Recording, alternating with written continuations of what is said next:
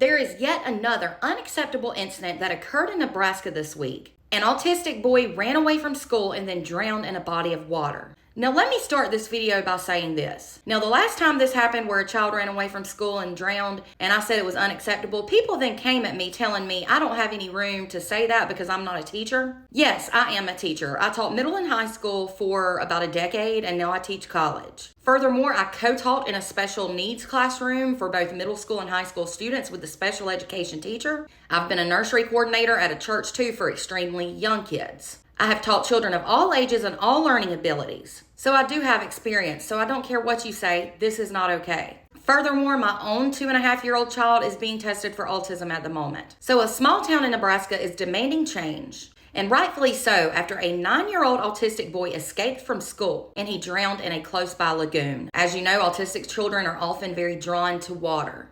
Kendrix Bramer was a nonverbal 3rd grade student at Northeast Elementary School in Lyons.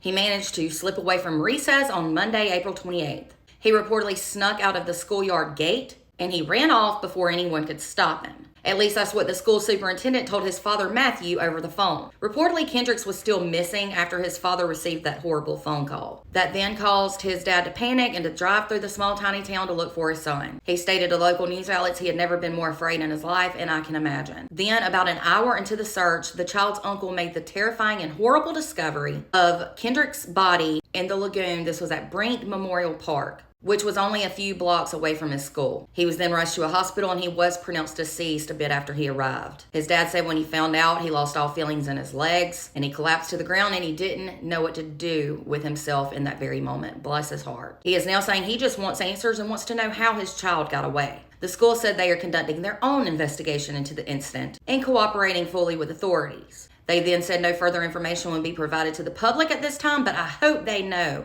they will have to provide information eventually and they're not getting away with this. His parents are now wondering how in the world Kendrix was let out of sight long enough for him to run away from the school. The Lyons community has now come together to push for the lagoon that he drowned in to be drained. A petition has now reportedly been created by Kendrix's great aunt, and they are urging the town to get rid of the grave threat to the safety in that community, and I think it's a wonderful idea. The petition only has 130 signatures though, but reportedly I read there's only like 800 people in that town. It's a really small town.